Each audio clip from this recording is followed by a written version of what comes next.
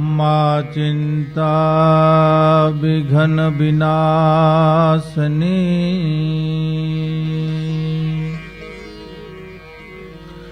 मातु कमलासनी सक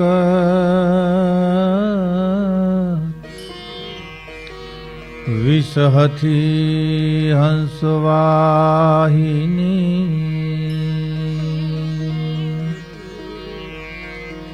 माता दुर्गे तू अमने दे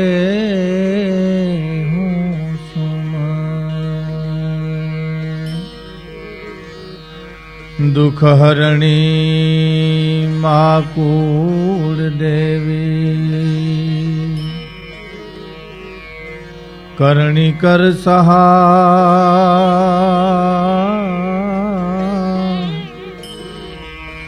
जाहर जग माँ तू जोगणी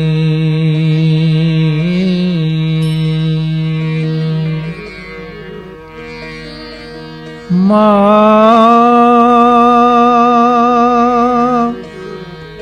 परगट पीठड़िया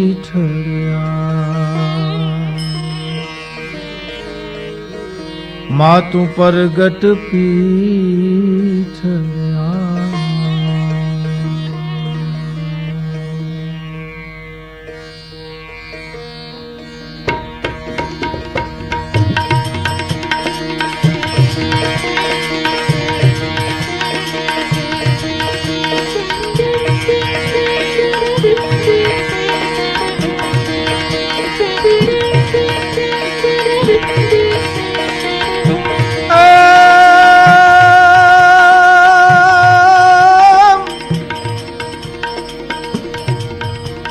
अकबर घोर अंधेर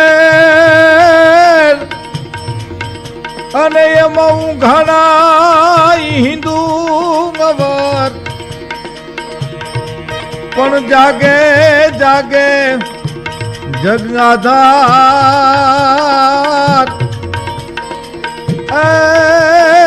ओलो परसराण प्रताप जी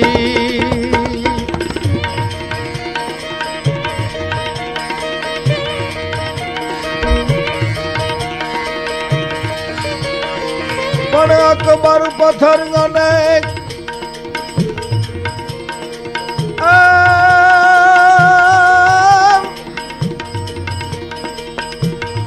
अकबर पत्थर गने अने कंईक भूपात भेला कर्या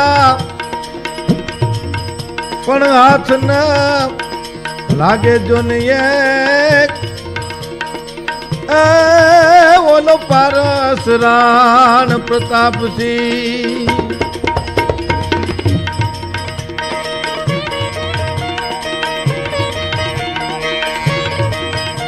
रण सिंगा वागे सूता जागे कायर भागे काम पड़े ए धग धगती धरती भोजू भरती विनाश करती तेग बड़े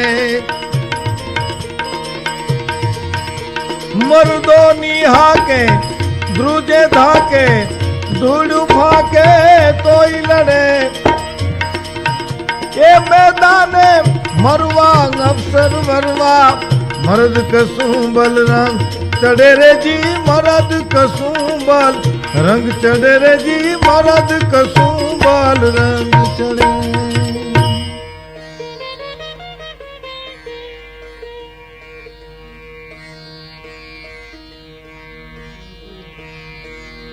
धर जाता धर्म पलटता त्रिया पड़ता ताप एता टाणा मरण रा एमा पछी कोण रंग कोण राम मेवाड़नु धरती ने तीर्थधाम ने धरती कही शकाय ऐतिहासिक भूमि छे भाई जहां हजारों पद्मिनीओ जोहर किर्या छे हस्ते मुखे हजारों वीर पुरुषोए केसरिया किर्या छे અને ખરેખર તીર્થની ભૂમિ જો ગણવી હોય તો મેવાડની ધરતીને લાખો નમન છે, લાખો વંદન છે. જ્યાં ઇતિહાસ રચાય છે, જ્યાં ઇતિહાસ પુનરાવર્તન પામે છે, એ મેવાડની ધરતીને ધન્યવાદ આપવા માટે કવિઓને શબ્દો મળતા નથી. એવી મેવાડની ધરતીની આ વાત મહારાણા પ્રતાપની છે. વર્તમાન કાળની માલિપા મહારાણા પ્રતાપનું નામ લઈએ તા હયું નાચવા મને ભાઈ, રોવાડે રોવાડે આનંદ મને આવવા, વાહ વીર પુરુષ, વાહ વીર પુરુષ. અને ભૂમિ પણ ઇતિહાસ સર્જી શકે છે એ વાત આપણને મેવાડે બતાવી છે. બાપા રાવળ, રાણા હમીર, રાણા રતનસિંહ, વીરવર ચુડા, રાણો કુંભો, રાણા સંગ, રાણા ઉદયસિંહ અને ઉદયસિંહના દીકરા રાણા પ્રતાપસિંહ, જેની આપણે વાત માંડવી છે, જેની આપણે વાત કરવી છે, એ મેવાડ ભૂમિના ગૌરવવંતા વીર પુરુષ મહારાણા પ્રતાપની છે. સિસોદિયા કુળમાં એક પછી એક વીરનર પાયકા છે ભાઈઓ, જેને ઇતિહાસને પાને બલિદાન આપી અમર નામ લખાવ્યા છે. શૌર્યની જ્યાં પરંપરા સર્જાણી છે, વીરરસની પરંપરા સર્જાણી છે મેવાડમાં. રાજા શિલાજીત જ્યારે રણમેદાનમાં કાયમ આવ્યા અને રાજમહેલ જ્યારે સળી ગયો ત્યારે રાણીએ આજ્ઞા આપી હતી તરત જ કે રાજ પુરોહિતના પત્ની સતીમાને બોલાવો. જરાય વાર લગાડોમાં સતીમા આવે એટલે મારે કામ પૂરું થઈ જાય. પણ દાસી હજી સતીમાને બોલાવી અને ઘરે આવે છે અને આવીને વાત કરી, સતીમા તમને મહારાણી બોલાવે છે. અને એ મહારાણી સતીમાને પગે લાગી અને એટલું જ કહે છે કે માં, બીજું તો કાંઈ નહીં,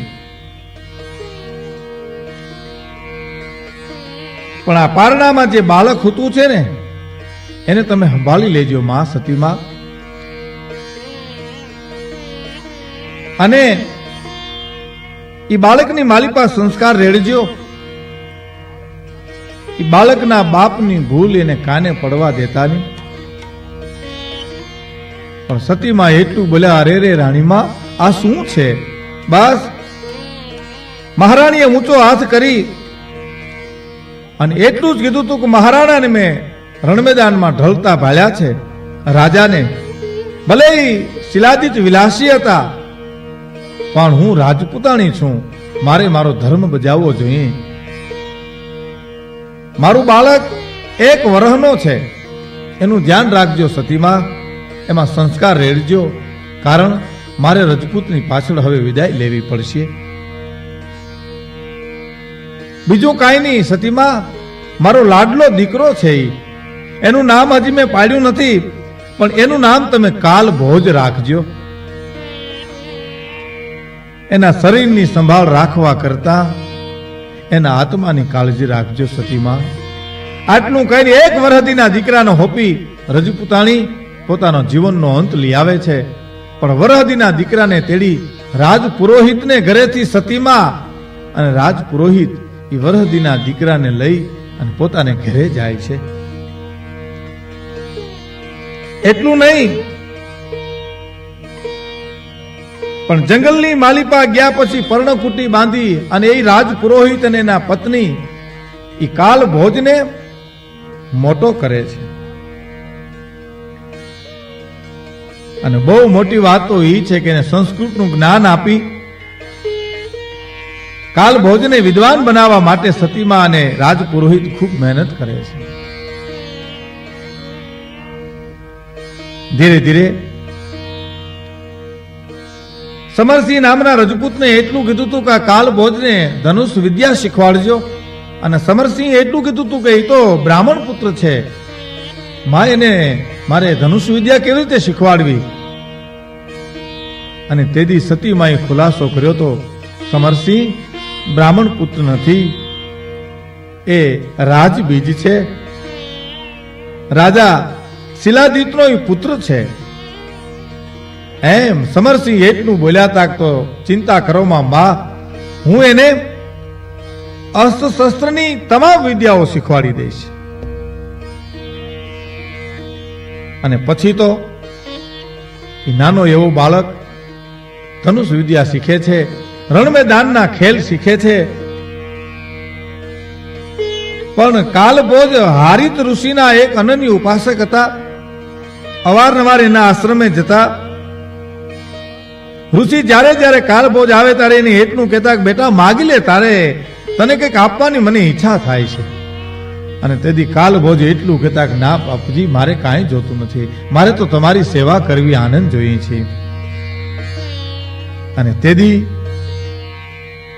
ઋષિરાજ આંખો બંધ કરીને એટલું બોલ્યા હતા કે બેટા કાલભોજ, હવે મેવાડ તારી રાહ જુએ છે દીકરા. મેવાડનું સિંહાસન તને હાથ કરે છે બાપ. ચિત્તોડનો સ્વામી તું છો. તું મહાન શૌર્યશાળી, મહાપરાક્રમી, મહાબલી વંશનો સ્થાપક છો. તું અને તારા વંશજો ચિત્તોડના સ્વામી બનીને રહેશો બાપ. એ સંતના મોઢામાં તો શબ્દ નીકળી ગયા. ફૂલ ખીલે એમ ઋષિની આંખો ખુલી ગઈ. પણ બેટા કાલથી હવે તો અહીં આશ્રમે આવીશ માં. કેમ? શા માટે? કાલે હું આ ધરતી છોડી અને વિદાય લઉં છું બેટા. મારા દેહનો ત્યાગ કરું છું હું. તારે હવે ચિત્તોડ જીતવાનું છે. ચિત્તોડ તને મળશે એવો મારો તને આશીર્વાદ છે. તારો પુરુષાર્થ તને પોકારે છે બેટા. તારું કલ્યાણ થાજો. આટલું કહી અને કાલભોજને એક ઋષિ આશીર્વાદ આપે છે.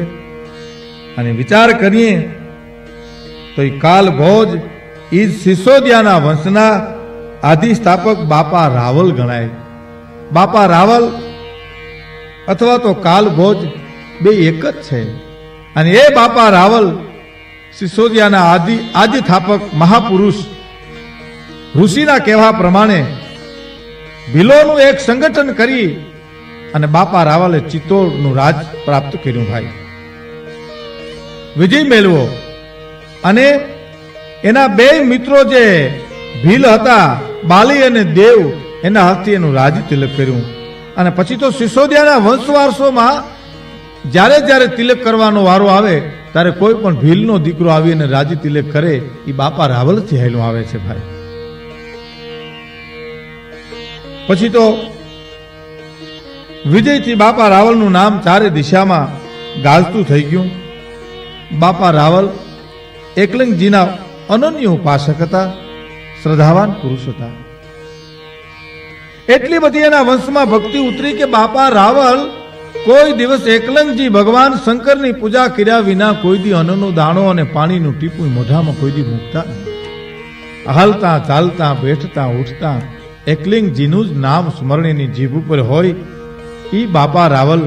અને એ બાપા રાવલની ભક્તિ સિસોદિયા કુલમાં ઉતરી છે ભાઈ. પ્રાતઃ કાલની માલિપા હવારમાં ઉઠી અને બાપા રાવલ એમ કહેવાય છે કે કલાકોના કલાકો સુધી એકલિંગજીની પ્રાર્થના કરતા ભાઈ. અને પછી બાપા રાવલના ઉત્તરોત્તર વંશજો મહાન પરાક્રમી થયા ભાઈઓ. વિક્રમસિંહ મેવાડની ગાદી ઉપર આવ્યા, પછી કર્ણસિંહ આવ્યા, 24મી પેઢીએ એ ગાદી આવ્યા. કર્ણસિંહ પછી ક્ષેત્રસિંહ મેવાડપતિ બન્યા. બાપા રાવલના વંશજો આ ક્ષેત્રસિંહના સમયથી રાણાની પદવી પામ્યા અને સિસોદિયા વંશ તરીકે ઓળખાવા લાગ્યા ભાઈ. ત્યાર પછી સમરસિંહના આવ્યા પછી જેટલા વીરવીર હતા એટલા ધીરજવાન પુરુષો હતા. સમરસિંહના મૃત્યુ પછી રાણા રત્નસિંહ ગાદી આવ્યા. પણ રત્નસિંહ એમ કે છે કે બહુ ધીરજવાન, કલા પ્રેમી, શાસ્ત્ર પ્રેમી હતા. અને રત્નસિંહના મહારાણી પદ્મિનીએ અનેક રાજપૂતાણી સાથે રત્નસિંહના મહારાણી પદ્મિની અનેક રજપૂતાણી સાથે જોહર કર્યું છે, અગ્નિસ્નાન કર્યું છે. અને અનેક રજપૂતોએ તેદી કેસરિયા કર્યા છે. પણ જ્યારે ચિત્તોડની ગાદી ઉપર વનવીર જ્યારે આવ્યો ત્યારે સૌ પ્રથમ આ દુષ્ટ માણસે વિક્રમની હત્યા કરવાનું કાવતરું કર્યું અને વિક્રમનું કાસલ કાઢવા માટે વનવીર જ્યારે તૈયાર થયો પછી એને એમ થયું હજી એક ગાદીનો વારસ રહી જાય છે અને એ રાજકુંવર ઉદયસિંહ છે. ઉદયસિંહને જો હું મારી નાખું તો પછી મારી ઉપર કોઈ ગાદીનો વારસદાર તરીકે રહે જ નહીં. અને ઉદયસિંહને મારવા માટે દુષ્ટ વનવીર જ્યારે તલવાર લઈને જાય છે ત્યારે દાસજી હળી કાઢીને એટલું કીધું, પન્ના એ પન્ના, વનવીર આવે છે, હમણાં ઉદયસિંહના કટકા કરી નાખશે. અને પન્ના તેદી ઊંઘમાંથી ઉઠીને એટલું બોલી હતી, પન્ના ઉદયસિંહને લઈ અને મોટો કરતી હતી. શું મેવાડની દાસીઓના સમર્પણ છે, મેવાડની સ્ત્રીઓના સમર્પણ છે. એટલે તરત દાસીને એટલું પન્નાએ કીધું કે ઘડીક વાર વનવીરને તું રોકી રાખને તો હમણાં હું સમય હાંચવી લઉં. એટલે દાસીએ જઈ વનવીરને એટલું કીધું, પધારો મહારાજ. અને ખુલ્લી તરવારે આવેલો વનવીર એટલું જ બોલ્યો તો, ક્યાં છે ઉદયસિંહ? આ બાજુ પધારો મહારાજ, આ ઓરડાની માલિપા છે. આ બાજુ પધારો, આ ઓરડાની માલિપા છે. એમ વિરુદ્ધ દિશાની માલિપા 10 મિનિટ ઘુમાવ્યો. એ દરમિયાન પન્નાએ ઉદયસિંહની જગ્યાએ પોતાના દીકરાને હુવરાવી દીધો અને પોતાના દીકરાની જગ્યાએ ઉદયસિંહને હુવરાવી દીધો. પોતાના દીકરાના ફાટલ અને તૂટલ લુગડા હતા ને એને ઉદયસિંહને પહેરાવ્યા અને રાજ પોશાક ઉદયસિંહનો ઉતારી અને પોતાના દીકરાને પહેરાવ્યો. પલંગ ઉપર પોતાના દીકરાને હુવરાયો, રાજ પોશાક પહેરાવી ઉદયસિંહને એક ચટાઈ ઉપર પોતાના પગ પાસે હુવરાયો અને ખુલ્લી તરવાર લઈને આવતો વનવીર એટલું જ બોલ્યો તો, ક્યાં છે ઉદયસિંહ? તેથી પન્ના નામની દાસી, મેવાડની શક્તિ, મેવાડની સ્ત્રી, એક બાળકની જણનારી જનેતા એટલું બોલી હતી, રણવીર ઉદયસિંહ આ પલંગ ઉપર પહોંચ્યા તો તમારા પગની પાસે હુતું છે એ કોણ છે? તો એ તો મારો દીકરો છે. વનવીરે જોયું તો એ તૂટલ લુગડામાં હતો, રાજ પોશાકમાં જે હતો એ જ ઉદયસિંહ હોય. એટલે ખુલ્લી તરવારથી જે કુંવરના કટકા કરી નાખ્યા એ કુંવર તો પન્નાનો હતો. તૂટલ લુગડાની માલિપા તો ઉદયસિંહ હતો. અને વનવીરને એમ તું દુશ્મનના કટકા કરી નાખ્યા એટલે પોતે પન્ના એ ઉદયસિંહને લઈ અને ત્યાંથી પછી નીકળી જાય છે. કારણ જણનારી જનેતા દીકરાના કટકા થયેલા હામા ચિત્રને સામે એને તેથી આહુડા પાડવાનો વખત નહોતો. ઉદયસિંહને લઈને પોતે ત્યાંથી હાલી નીકળે છે ભાઈ. પણ એકલી નહોતી, બધી પરિસ્થિતિ પામી ગઈ હતી કે રાજકુંવર ઉદયસિંહને ગમે ત્યાં મારે પહોંચાડી દેવો જોઈએ. અને આશાજી આવી અને પન્ના સામે જોઈને એટલું જ બોલ્યા હતા, ધન્ય છે બેન. પછી આશાજી પન્નાને અને ઉદયસિંહને કુંભલગઢ પહોંચાડે છે. ઉદયસિંહની દેખભાળ રાખી એને ઉજેરીને મોટો કરે છે. અને એ જ મહારાજા ઉદયસિંહજી કે જેના દીકરાની વાત આપણે કરવી છે, મહારાણા પ્રતાપના પિતા ઉદયસિંહજીનો પ્રસંગ કર્યો. પણ મહારાણા પ્રતાપનો જન્મ જ્યારે કુંભલમેરમાં થયો અને એમ કહેવાય છે કે પાલી નરેશ સોનાગરા અખેરાજના પુત્રી જયવંતી ના કુખે પ્રતાપનો જન્મ થયો. પ્રતાપનું બચપણ અને શૌર્ય કુંભલમેરમાં જ વીત્યા. એમના શિક્ષણ વિશે કોઈ વિશેષ માહિતી તો મળતી નથી, પણ જે રાજકુમારને શિક્ષણ મળવું જોઈએ એટલું શિક્ષણ મહારાણા પ્રતાપને મળ્યું. નાનપણની માલિપા ઘોડેસવારી કરતા, અસ્ત્ર શસ્ત્ર વિદ્યા જાણતા હતા. એમને શૌર્યના બધા પાઠ નાનપણની માલિપા એમ કહેવાય છે કે ભણાવ્યા હતા.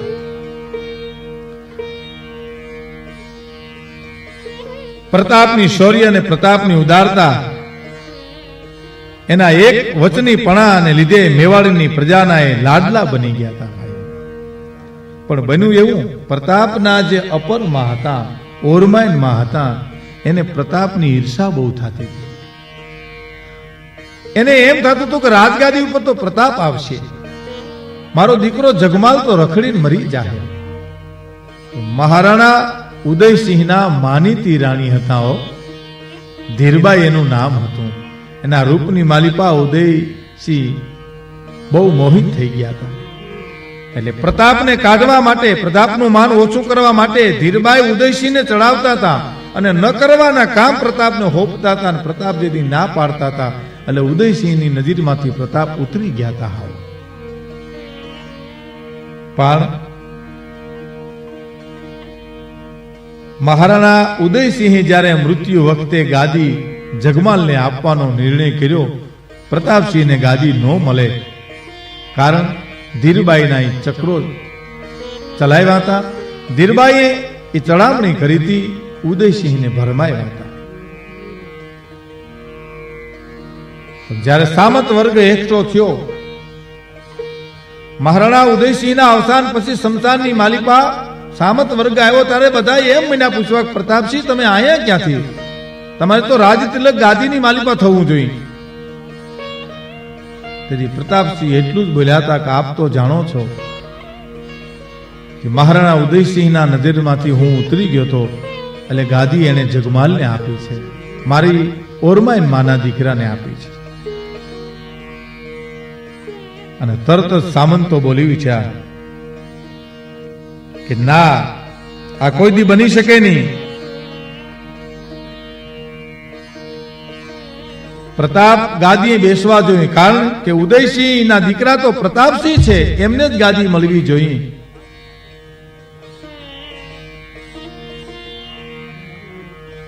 અને ત્યારે કહેવાય છે કે પ્રતાપસિંહ એટલું બોલ્યા હતા કે ના બાપ, ધીરજ રાખો,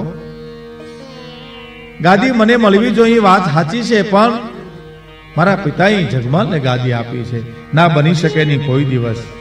સામંતો ત્યાંથી હાલતા થયા. કૃષ્ણદાસે જગમાલનું કાંડું પકડી અને ગાદી ઉપરથી ઉઠાડીને એટલું કીધું હતું, તમે ગાદી ઉપર ન બેસી શકો, ગાદી ઉપર તો પ્રતાપનો જ અધિકાર છે. અને પ્રતાપને ગાદી બેહાડ્યા પછી જગમાલ એટલું જ બોલ્યો હતો કે આનું પરિણામ ભોગવવું પડશે. કૃષ્ણદાસ એટલું બોલ્યા હતા કે પરિણામ ભોગવવાની વાત કરતા હો તો એક તરવાર છે ને બીજી મારી લેતા હો, અને જેથી ઈચ્છા પડે સમ્રાગણની માલિપા વયા આવજો, પણ ગાદી ઉપર જગમાલ નહીં, ગાદી ઉપર તો પ્રતાપ બેહવાના છે. પ્રતાપને રાજતિલક કર્યું, આનંદ ઉત્સવ થયો.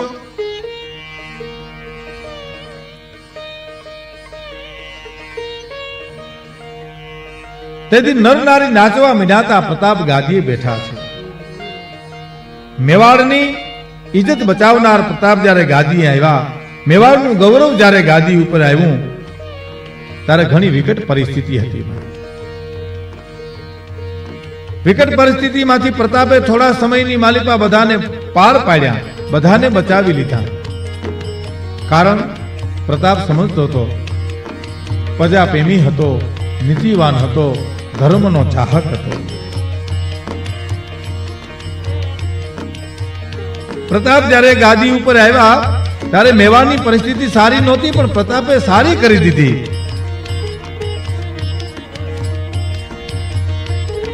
પ્રતાપ સમજતા હતા કે આ મેવાડની ધરતી સમર્પણ કરતી જ આવી છે, યુદ્ધ મેદાનને સામે લડતી આવી છે.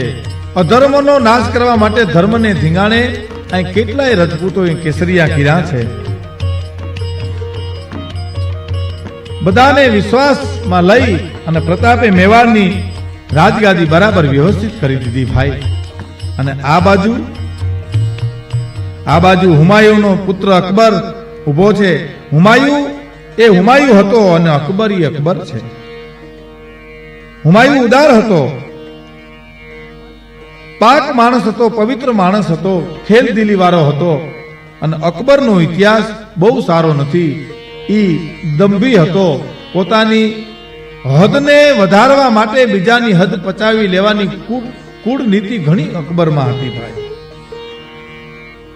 બહુ સારી રીતે ટૂંકમાં જો કહીએ તો હુમાયુ માણસ હતો, અકબર માણસ નહોતો. અકબરમાં ઘણી કુટલાઈ ભરી હતી ભાઈ. અકબરની એ નીતિએ જેમ કે છે કે ઘણા દંભી વેશ ભજવ્યો ભાઈ. રાજપૂતોની મિત્રો બનાવ્યા અને હરવાળી દુશ્મન ધર્યો ભાઈ. શરૂઆતમાં ખ્વાજાની દરગાહમાં દર્શને આવેલ એ અકબર અને અંબર નરેશ, ભારમલ, કચ્છવા સૌની પહેલા એને નમી પડ્યા. રાજસ્થાનનું પતન અહીંથી શરૂ થાય છે. પોતાની કન્યા અકબર સાથે વરાવી રાજસ્થાનનો ઇતિહાસ આ પ્રસંગથી અહીંયા ગંભીર રીતે વળાંક લે છે. કૂટનીતિજ્ઞ અકબરે ભારમલના પુત્ર ભગવાન દાસને અને પૌત્ર માનસિંહને દિલ્હી લઈ જઈ એમણે પોતાની મોગલ સેનાના સેનાનાયકો બનાવ્યા. અહીંથી જ મેવાડનો ઇતિહાસ, રાજસ્થાનનો ઇતિહાસ ગંભીર રીતે વળાંક લે છે. ખુદ ઉદયસિંહના દીકરા શક્તિસિંહ પણ પોતાના બાપની હારે અળબનાવ થતા એ અકબરમાં ભળી ગયા અને અકબરની હારે જઈ અને મળી ગયા. અકબર સાથે જ રાજપૂતોનો મિત્રો હોત તો મેવાડને પોતે વંદન કરત, અણનમ મેવાડને. પણ નાના, એને મેવાડના રાજપૂતોની સ્વતંત્રતા ખુશતી હતી એટલે પોતાની હારે ભેળવવા માટે અનેક ખેલ ખેલતો હતો. અને આના કારણે જ ઈસવીસન 1567 એને મેવાડ ઉપર આક્રમણ કર્યું અને ચિત્તોડના રાજપૂતોનું કેટલી બધું તાકાત ને યુદ્ધ બળ છે એ એને પામી લીધું હતું તે દિવસે. પ્રતાપ અડગ હતા. પ્રતાપ કોઈ દિવસ યુદ્ધ ઈચ્છતા નહોતા, યુદ્ધને ધકેલવા માટે ઘણા પ્રયત્ન કરતા હતા. પણ કદાચ યુદ્ધ આવી પડે તો ભગવાન કૃષ્ણએ ગીતામાં જેમ કીધું છે કે ધર્મને ખાતર યુદ્ધ આવી પડે તો યુદ્ધ લડવામાં ધર્મ છે, એમ પ્રતાપ પણ માનતા હતા. પ્રતાપે યુદ્ધને ઘણો જાકારો આપ્યો હતો. ઘણા પ્રયત્ન કર્યા હતા યુદ્ધ ન થાય માટે, પણ છતાંય જો અકબર યુદ્ધ લઈ આવે તો લડવા માટે પ્રતાપની પૂરેપૂરી તૈયારી હતી મેવાડમાં.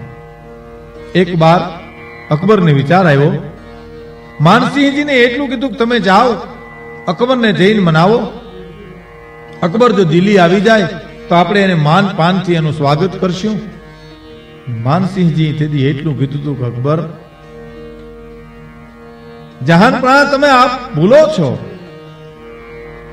મહારાણા પ્રતાપ કોઈ દિવસ દિલ્હીને નમે નહીં, પણ તમે પ્રયત્ન તો કરો. અને માનસિંહજી જ્યારે એમ કે છે અકબરને મળવા જાય છે ત્યારે રસ્તામાં પોતાનું સેન લઈ અને જતો તો ઈડર થઈ અને ડુંગરપુર આવ્યો. ડુંગરપુર નરેશ, વીરવર, આસ્કરણજીને એને કેવરાવ્યું કે મોગલ ને સામે જો તમે સ્વીકારી લ્યો, મોગલ સેનાને આધિપત્ય સ્વીકારી લ્યો તો આસ્કરણજી, નહીં તો ડુંગરપુરને હું ખંડેરમાં ફેરવી નાખીશ. એ માનસિંહજીની વાત સાંભળી અને આસ્કરણજી એટલું બોલ્યા હતા કે હેઠ મોગલોનું હેઠું ખાનારા કુતરા, તારી ઈચ્છા પડે ત્યારે વયો આવજે. અહીં તો લોઢાના ચણા છે, ગુજરાતના પકવાન અહીં નથી. ડુંગરપુર વાસીઓ દાળ ભાત ને કઢી ખાતા નથી, પણ અમારા પેટમાં તો હાવ જ પડ્યા છે. અમે કોઈ દિવસ દિલ્હીને નમીએ નહીં. આસ્કરણજીના બે દીકરાઓ કહેવાય છે કે યુદ્ધમાં કામ આવી ગયા અને આસ્કરણજી ત્યાંથી ડુંગરાની માલિપા જઈ અને ડણકું દેવા માંડ્યા અને માનસિંહજી સીધા પ્રતાપને આવી અને મળે છે.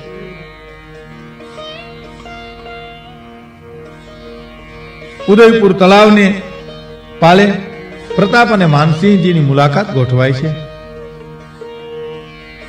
પ્રતાપસિંહ માનસિંહને ખૂબ મીઠો આવકારો આપે છે અને માનસિંહજી એટલું કે છે, પ્રતાપ આપ શૌર્યવાન છો, મેવાડનું ગૌરવ છો, તો આપ દિલ્હી પધારો તો દિલ્હી તમારું સ્વાગત કરશે. હું જાણું છું રાજમામા, પણ અત્યારે મારી પરિસ્થિતિ બરાબર સાનુકૂળ નથી. હું મારા સામંતોને સમજાવી અને પછી હું આવીશ દિલ્હી. ના પ્રતાપ, તમે ખરેખર દુખી થઈ જશો. મોગલ સેનાને સામે તમે ટક્કર નહીં ઝીલો, અને આપ જો આવો તો તમને પરાધીનપણું જરાય રહેશે નહીં. મારા જેટલું તમને દિલ્હી માન મળશે, અકબર તમને માન આપશે. પ્રતાપે એટલું કહ્યું, રાજમામા, મેવાડ પરાધીન બને એમ તો તમે પણ નો ઈચ્છો ને.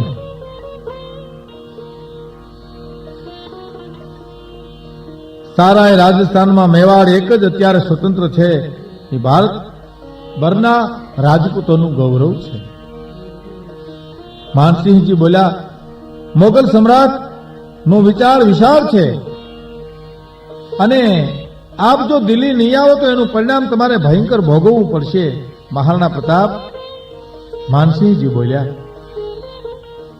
તમે નહીં સમજો તો મેવાડ ઉપર મોગલ સેના આવશે. અને તેથી મહારાણા પ્રતાપે બહુ મીઠો હળવો જવાબ આપ્યો. તો માનસિંહજી, આક્રમણ કરીને અકબર બહુ તો મેવાડની ધરતી મેળવશે ને, રાજપૂતોનું ગૌરવ નહીં મેળવી શકે.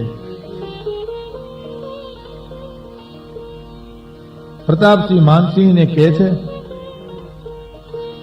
ગમે એવી સેના આવે પણ અમે નમવા માટે તૈયાર નથી. અમે તો લડી લેવા માટે તૈયાર છીએ. અમારી સ્વતંત્રતા, અમારો ધર્મ, અમારું અટંકીપણું એને કોઈ નમાવી નહીં શકે. માનસિંહજી છેલ્લી વાર મહારાણા પ્રતાપને એમ કહે છે કે કાળજાળ રખડપાટ આવશે, ભૂખમરો આવશે.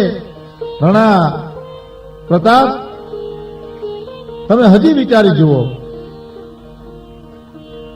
અને તેથી મહારાણા પ્રતાપે છેલ્લી વાર એટલું કીધું હતું, માનસિંહજી, સત્યના રાહ ઉપર જીવવા માટે, ધર્મના રાહ ઉપર જીવવા માટે સંકટો સહન કરવા પડે, કોઈ જાતની ચિંતા કરોમાં.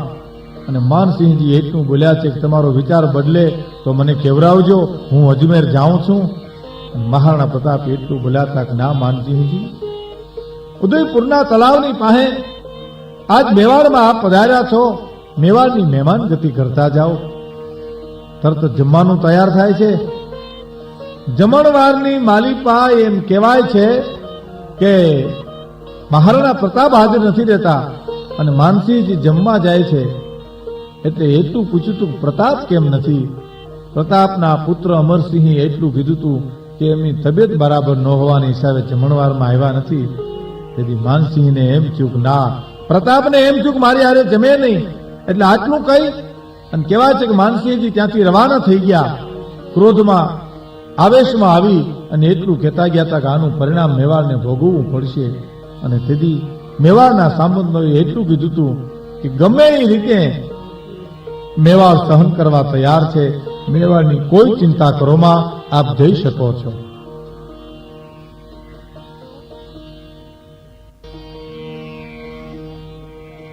માનસિંહજી જયારે રિસાઈને વયા ગયા અને દિલ્હી અકબરને વાત કરી, અને અકબરે માનસિંહને એટલું કીધું કે પ્રતાપનું બળ તોડવું પડશે હવે. અને યુદ્ધ મેદાનની માલિપા પ્રતાપને જીતી અને આવજો આટલું કીધા પછી અકબર સેન લઈ અને માનસિંહને રવાના કરે છે.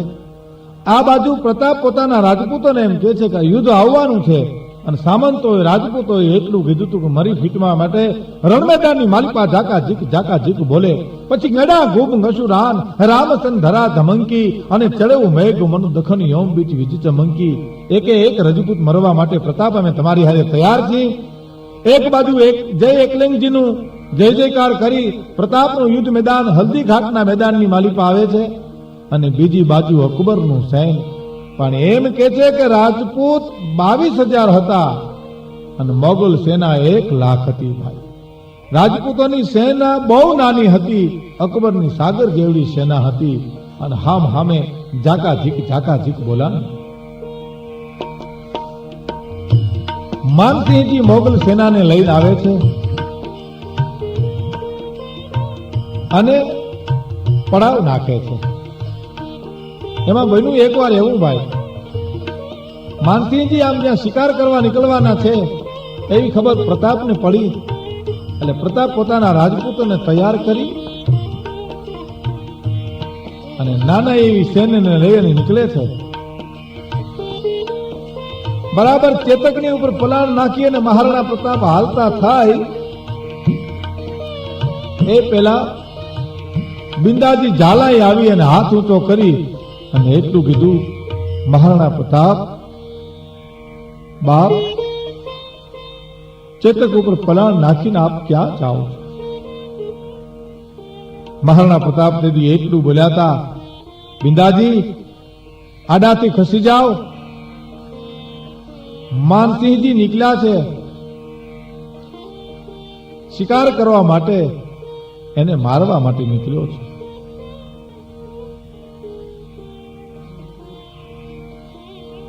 તેથી બિંદાજી એટલું બોલ્યા હતા, શું મારો મહારાણો દુશ્મનને દગાથી મારશે?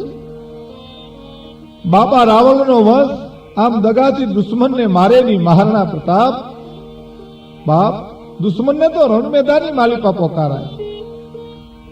બિંદાજી મહારાણા પ્રતાપ ધીરેથી જવાબ આપે છે કે દુશ્મન રાજા માનસિંહે આપણા સામે દગો કર્યો છે. દગાને સામે દગો જ કરવો જોઈએ બિંદાજી. તેથી બિંદાજી નામનો વૃદ્ધ રાજપૂત એટલું બોલ્યો તો, મહારાણા પ્રતાપ બાપ, તું તો અમારો સૂર્ય કહેવા, તું તો અમારો મેવાડનું ગૌરવ કહેવા બાપ.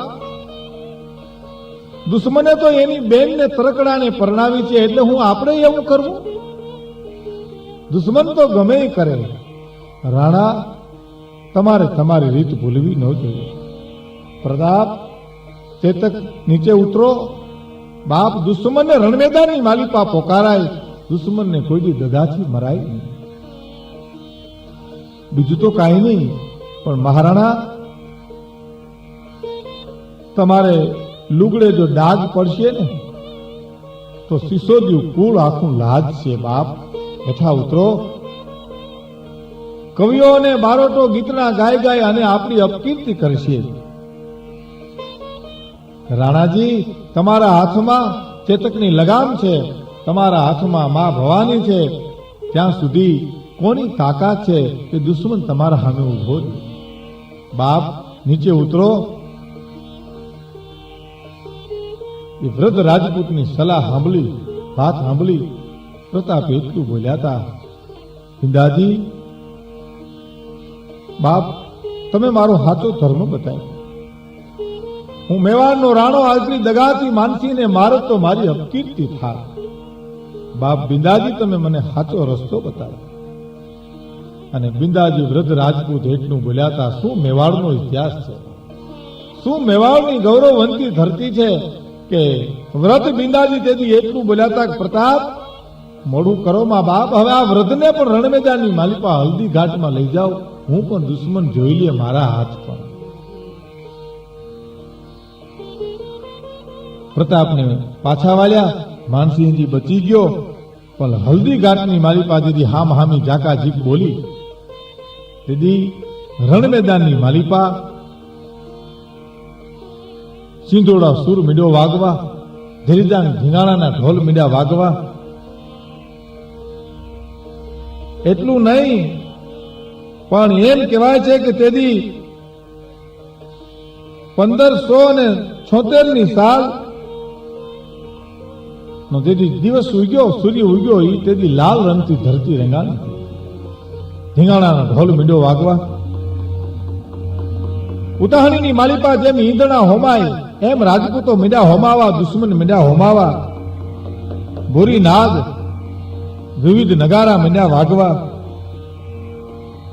રણમેદાનની માલિપા ઘાયલ રાજપૂતોના મોઢામાંથી અવાજ આવતા હતા, દુશ્મનોના મોઢામાંથી મરણના અવાજ આવતા હતા. ધરતી લાલ રંગથી રંગાઈ ગઈ હતી ભાઈ. શંખનાદોના અવાજોથી રણભેરી નાદે હવા વલોવાતી હતી બાપ. લોહીની ધારાઓ વહેતી હતી. એટલું નહીં, પણ રજપૂતો ધોળ્યા જતા હતા, દુશ્મનોના માથા એને ઠેબે ચડતા હતા, માણસના આતરડા પગમાં વીંટાતા હતા, હાથીના જ્યાં જ્યાં પગ પડતા હતા ત્યાં માણસના રોટલા થઈ જતા હતા. ભાઈઓ, હલ્દી ઘાટ તેથી લાલ ચોળ બની ગઈ હતી. કહેવાય છે કે શ્રીફળની જેમ માણસના માથા ધડતા હતા.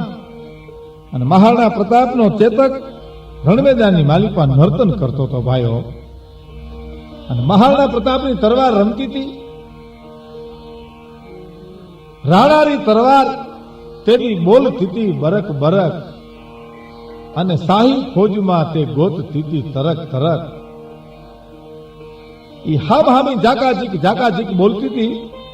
પણ મહારાણા પ્રતાપ જોતા હતા કે મને માનસિંહ ક્યાંય મળે છે, અને પોતાના સેનાપતિને એટલું કીધું કે મને રાજા માનસિંહજી બતાવો. અને હાથીની અંબાડી ઉપર માનસિંહજીને જોયા અને પોતાના ચેતકની લગામ ખેંચી અને એટલું કીધું હતું કે બાપ ચેતક, આજ મારી લાજ રાખજે. એકવાર એકલિંગજીને બાપ કીધો છે, બીજો મારા બાપ ઉદયસિંહને બાપ કીધો છે, અને ત્રીજો હું તને બાપ કહું છું. ચેતક, આજ હિંદવાણી લાજ તારા હાથમાં છે, આજ બેની દીકરીઓની લાજ તારા હાથમાં છે, મેવાડની ધરતીની શાન તારા હાથમાં છે. અને લગામ ખેંચી, એ ખેંચીને બગાજ જમ કરતો ચેતક ઉડ્યો. પણ કેવા છે કે ભાલું માર્યું, પણ ભાલું વાગતાની હારે માનસિંહ નમી ગયો.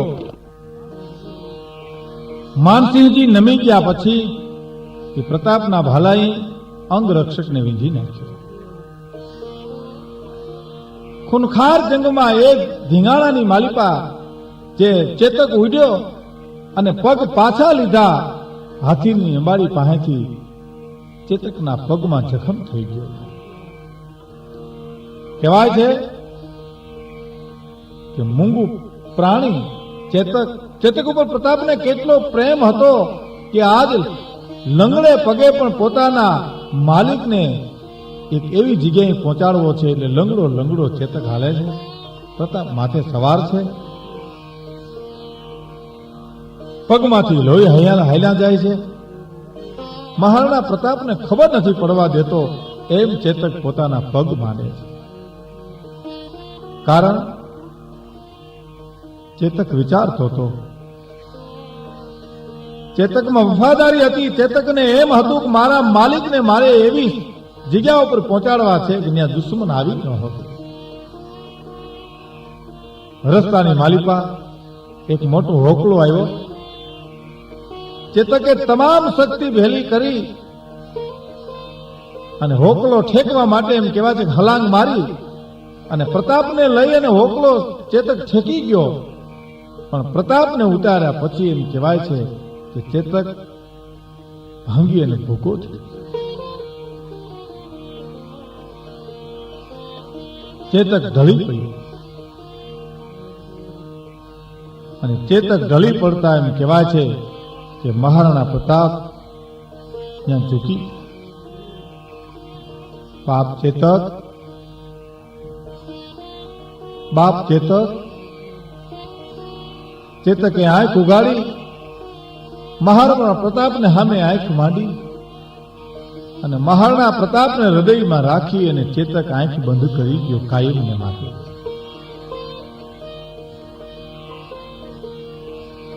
કોઈ દિવસ નમનાર નહીં, કોઈ દી જેની આંખમાં આહુડા ન આવે એવા મહારાણા પ્રતાપ દેવી ભાંગી અને ભૂકો છે. પ્રતાપની આંખમાં બોર જેવડા આહુ મન્યા પડવા. કોઈ દી ન નમનાર પ્રતાપ આજ નમી પડ્યા. કોઈ દી રોનાર નહીં એવા પ્રતાપ આજ રોઈ પડ્યા.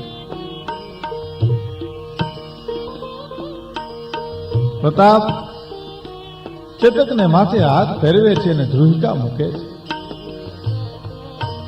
પાછળથી બે મોગલ સૈનિકો આવતા હતા પ્રતાપની વાહે, પણ એના આંસુઓ હોકલાને ઠેકી શક્યા નહીં, પાછા વળી ગયા. પણ પોતાનો ભાઈ જયારે શક્તિસિંહ આવ્યો અને શક્તિસિંહે આમ જોયું તો ભાઈને જોયા, લોહીને જોયું ચેતકના સ્તબને જોયું. પ્રતાપે શક્તિસિંહને એટલું કીધું, શક્તિસિંહ બાપ તું? હા મોટા ભાઈ હું છું. અને આંખમાંથી ચોધારા આહુડા જાતા હતા પ્રતાપની આંખમાંથી. મેવાડનો અધિપતિ, મેવાડનું ગૌરવ પ્રતાપસિંહ તેથી એટલું બોલ્યા હતા, શક્તિસિંહ ચેતક જાતા મેવાડ રાંડી પડ્યો છે. બાપ મોગલ સેના તરફથી આવ્યો છો ને, તો ઉઠાવ તારી તલવાર અને પ્રતાપના ખટકા કરીને. તેથી શક્તિસિંહ એટલું બોલ્યો તો, મોટા ભાઈ રોવાનો વખત નથી, ઉઠો, જે થવાનું હતું એ થઈ ગયું. હવે હું તમને મારો હસવો આપું છું, એની ઉપર ચડી અને તમે અહીંથી રવાના થઈ જાઓ. પ્રતાપ એટલું બોલ્યા હતા, શક્તિસિંહ ચેતક જાતા હવે જીવીન પ્રતાપને શું કરવું? મૂંગા પશુ ઉપરનો શું પ્રેમ હશે? ચેતકની શું સામે વફાદારી હશે? મને હણી નાખ બાપ શક્તિ, મને હણી નાખ. માનસિંહજી તને મોટું માન આપશે, દિલ્હીમાં તારું માન વધશે. તેથી શક્તિસિંહ એટલું જ બોલ્યો તો, મોટા ભાઈ ખોટી જીદ કરોમાં, જે થવાનું હતું થયું. તમે તો રાજસ્થાનનું ગૌરવ છો, મેવાડનું ગૌરવ છો. ઉઠો મોટા ભાઈ, તમારાથી રિહાઈનું હાલો ગયો તો મને પાપીને તમે ક્ષમા કરો, મને માફ કરો મોટા ભાઈ. શક્તિસિંહને મહારાણા પ્રતાપ મળ્યા. શક્તિસિંહ એટલું બોલ્યા હતા કે મોટા ભાઈ યુદ્ધને ચાલુ રાખજો, કોઈ દી નમશોમાં મોગલનું હેઠું અમે ખાધું પણ તમે કોઈ દી ખાવા આવશોમાં. મોટા ભાઈ પાપને દરવાજે અમે જઈને ઉભા પણ તમે ન આવતા, લ્યો મારો અશ્વ એની ઉપર ચડી અને હાલતા થાવ. તેથી પ્રતાપ એટલું બોલ્યા હતા, શક્તિસિંહ ચેતક ના અવસાન પછી, ચેતકના મૃત્યુ પછી પ્રતાપ હવે કોઈ અશ્વ ઉપર સવારી ન કરે. ચેતકના મૃત્યુએ પ્રતાપને હલાવી નાખ્યા પડે. પછી તો રણ મેદાનની અસંખ્ય વાતો છે, યુદ્ધના અસંખ્ય બનાવો છે. પણ જ્યારે જે ડુંગરાની માલિપા પ્રતાપ રહેતા હતા અને ત્યારે આર્થિક ભીમાં મુકાણા પોતાની સેનાને શું ખવડાવવું એ વિચારમાં જેથી એકલિંગજીનું નામ લેતા હતા, સ્મરણ કરતા હતા કે હવે શું કરવું. એવામાં એક માણસે આવીને એટલી ખબર આપ્યા કે આપને ભામાશા મળવા આવે છે, આપનો દિવાન મળવા આવે છે. પ્રતાપના હૃદયની માલિપા એક આનંદનો ઉછાળો આવ્યો. ભામાશા હાલ્યા આવે છે, સામે ડગલા માંડતો મહારાણા પ્રતાપ મળી ભામાશાની એટલું કે છે, બાપ ભામાશા તમને ખૂબ તકલીફ આપી બાપ. અરે રે મહારાણા, તકલીફ અમને કે તમે તકલીફ ભોગવો છો? અમારે ટાણે ટાણે બેઠક જમવાનું મળે છે મારા મહારાણા, પણ તમારે તો એક ટક જમવા માટે ફાફા મારવા પડે. મહારાણા તકલીફ તો તમે ભોગવો છો. મહારાણા પ્રતાપે એટલું કીધું, દિવાનજી આપણે તકલીફ કોના માટે ભોગવીએ છીએ બાપ? તો કે મેવાડ માટે. તો કે માના માટે દીકરો જે કાંઈ કરે એમાં કાંઈ તકલીફ ન હોય, કારણ કે માના માટે દીકરાએ મરી ફીટવું જોઈએ. એ મેવાડની ધરતી આપણી માં છે. ભામાશાહે એટલું કીધું, રાજપૂતોએ તો હલ્દી ઘાટના મેદાનની માલિપા મેવાડની આબરૂ ખાતર માથા આપ્યા છે, પણ હું એક વણિક શું આપી શકું, પણ ધન લઈને આવ્યો છું. એમ કરી ભામાશાહે હાથ લાંબો કરી ઇશારો કરી પ્રતાપને એટલું કીધું કે લ્યો આ હાંજળી આવી છે, ખાંડિયા ઉપર જે ધન છે એને ઉતારી લ્યો. કોનું ધન છે પ્રતાપ? છે મેવાડની ધરતીનું ધન છે મહારાણા, મારું નથી, હું તો નિમિત્ત બન્યો છું. કેટલું ધન લઈ આવ્યો છો ભામાસા? કે માને ચરણે જે આપવાનું હોય ને એની ગણતરી ન કરવાની હોય. પણ તમારા સૈનિકો 12 વર્ષ સુધી યુદ્ધ કરી શકે ત્યાં સુધી ન ખૂટે એટલું ધન લઈ આવ્યો છે. મહારાણાની આંખમાંથી દાળ દાળ આહુ મીંડા પડવા. ધન છે ભામાસા, મેવાડ તમને કદીએ નહીં ભૂલે. ભામાસા, મેવાડની ધરતી તમને કોઈ દી નહીં ભૂલે. રાણાજી, મેવાડમાં જન્મીને તો હું ધન્ય બન્યો છું. ના ભામાસા, તમારો જન્મ થઈ અને મેવાડની ધરતી ધન્ય બની છે. મેવાડનો ઇતિહાસ અદભુત છે ભાઈ. સંકટને સમયે ભામાસાએ ધનના ઢગલા કરી દીધા. પછી એક સમય યુદ્ધ મીંડા આવવા. મહારાણા પ્રતાપ નમે નહીં, પણ એનો સામનો મીંડા કરવા. પણ ધીરે ધીરે એક વખત એવો આવીને ઉભો રહ્યો. સમય બલવાન હૈ નહીં પુરુષ બલવાન, કાબે અર્જુનને લૂંટ્યો ઓહી ધનુષ ઓહી બાણ. મેવાડના અરવલ્લીના પર્વતના ડુંગરાની માલી પર એવું મહારાણા પ્રતાપને જ્યારે મુશ્કેલ ભર્યું બન્યું, તેથી મેવાડની ધરતીને છેલ્લી સલામ કરી અને રાણો હાલી નીકળ્યા ત્યાંથી. માતૃભૂમિ મેવાડ, તને નમન છે. તારો રાણો આજ તારી ધરતીમાંથી વિદાય લે છે. માં, રાણો જીવતો હશે તો તારે ખોળે રમવા પાછો આવશે, નહીતર મારા તને છેલ્લા જુવાર છે. મેવાડની ધરતીને સલામ કરી રાણો આબુના ડુંગરામાં જઈ અને રહે છે. મુઠ્ઠીભર સૈનિકો છે, કુટુંબને કેમ જાળવવું? મુઠ્ઠીભર સૈનિકો પાસે, પોતાની પાસે રાજપૂતો થોડા, સામે મોગલ સેના, અકબરની સેના, એના સામે યુદ્ધના નગારા વાગે. એમાં પ્રતાપને પહાડની માલી પર જીવવું, એકલીજીનું સ્મરણ કરવું, એ તો પ્રતાપ સહન કરી શકે ભાઈ. અને છતાંય નમવું નહીં, યુદ્ધ ચાલુ રાખવા, યુદ્ધમાંથી નાસી જવાય નહીં. ક્યારે યુદ્ધ આવી પડે પર્વતની માલિકા એની ખબર નહીં. એકવાર પોતાના દીકરાએ મોગલ સેનાની માલિકા છાપો માર્યો અને મોગલ સૈનિકોની સ્ત્રીને લઈ અને અમરસિંહ આવ્યા. પ્રતાપને ખબર પડી. પોતાના દીકરાને એટલું કીધું, બેટા આ કોણ છે? આ તો બેગમ છે. નાના બેટા, આપણે તો મર્દોને સામે યુદ્ધ કરવાના હોય, સ્ત્રીના સામે નહીં. એ તો આપણી દીકરી છે, આપણી બહેન છે. સ્ત્રીની, નારીની તો ઇજ્જત કરે અમરસિંહ. જગતની માલિકા આપણી વાતો થાય. કાલ હવારે સિસોદિયા કુળને દાદ પડે.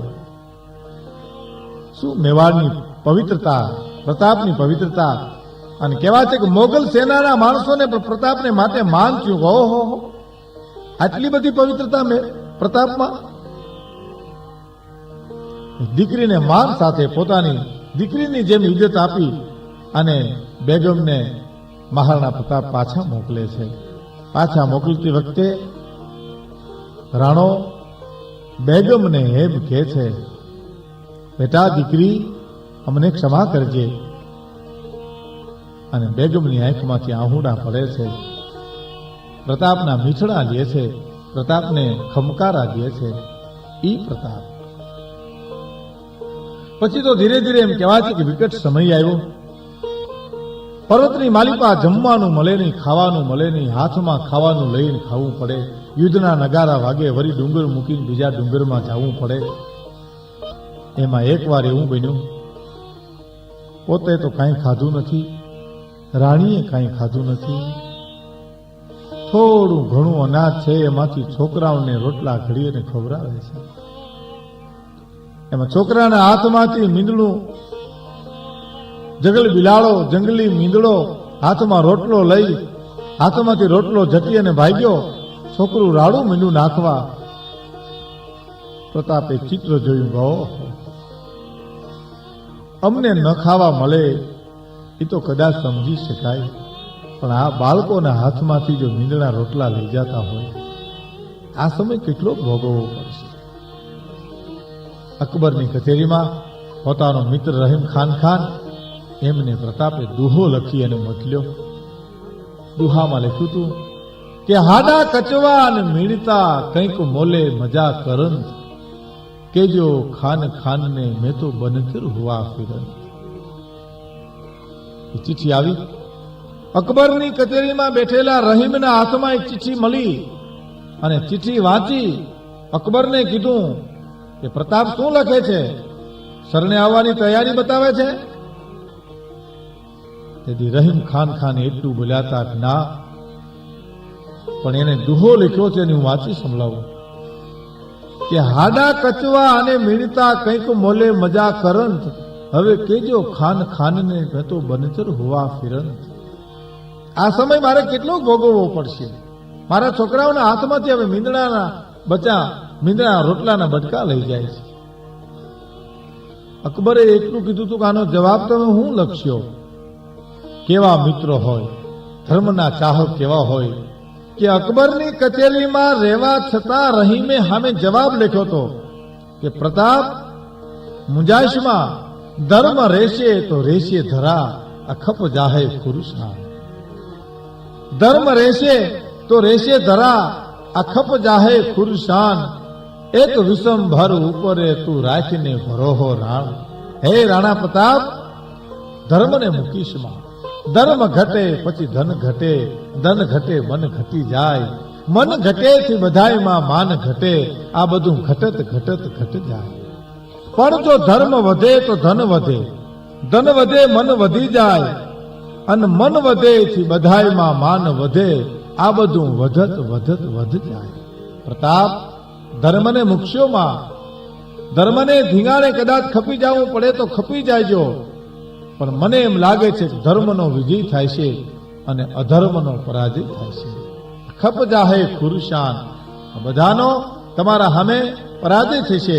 પ્રતાપની સત્યતાનો ધર્મનો વિજય થાય છે. કારણ કે હામે યુદ્ધ જેવા હતા.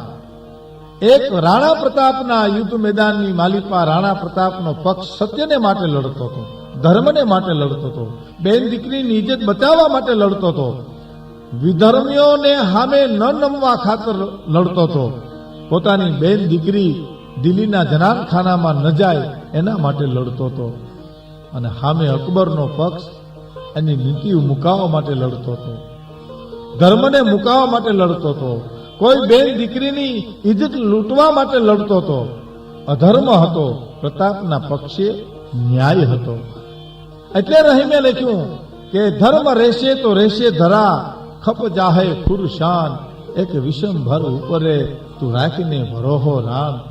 પ્રતાપ સમાચાર મળતા પ્રતાપને એમ છું કે હા, કબુ મેળી કબુ માલિયા કબુ વસુ વેરાન, કિશન કબુ નો હોત હે સબ દિન એક સમાન. કબુ મેળી કબુ માલિયા કબુ વસુ વેરાન, કિશન કબુ નો હોત હે સબ દિન એક સમાન. એક સમયની માલિપા છોકરાઓના મોઢામાંથી મીંદડા રોટલાના બટકા લઈ જાય, અને એ બટકા લઈ ગયા પછી પ્રતાપ હલી જાય, અને પ્રતાપ હલી ગયા પછી રહીમનો જવાબ એને પાછા રણમેદાનની માલિપા લાવવા માટે કદાચ નિમિત્ત બને, અને પ્રતાપને એમ થયું વાહ, ધર્મને ખાતર ખપી જવાય. પણ એક દિવસ આ ધરતી છોડી હવને જાવું છે. કીર્તિ કેરા કોટડાઈ પાડ્યાય નહીં પડન. એમ એક સમય પ્રતાપના જીવનની માલિપા એવો આવીને ઉભો રહ્યો. એકવાર પોતે શિકારે ચીડ્યા છે, અને શિકાર કરતા એ ધનુષની ફણસ ખેંચી, અને ફણસ ખેંચ્યા પછી આંતરડાની માલિપા તકલીફ થઈ, અને પ્રતાપને અસહ્ય પીડા થઈ. અસહ્ય પીડા ભોગવતા પ્રતાપ, એમ કહેવાય છે કે ઈસવીસન 1597 જાન્યુઆરી માસની 19મી તારીખે આ ધરતીમાંથી પોતે દેહ પાડ્યો. ધરતી મૂકી અને કાયમને માટે માણસે મહાપુરુષે વિદાય લીધી. પ્રતાપનું અવસાન થયું, પ્રતાપનું મૃત્યુ થયું. આખું ચામંડ રોયું. પ્રતાપે દેહ છોડ્યો, મેવાડ રોયું, સમસ્ત રાજસ્થાન રોયું. ગામડે ગામડાના માનવીઓ તો રોયા, પણ એમ કહેવાય છે કે રાજસ્થાનની ધરતીના ઝાડવા રોયા હતા.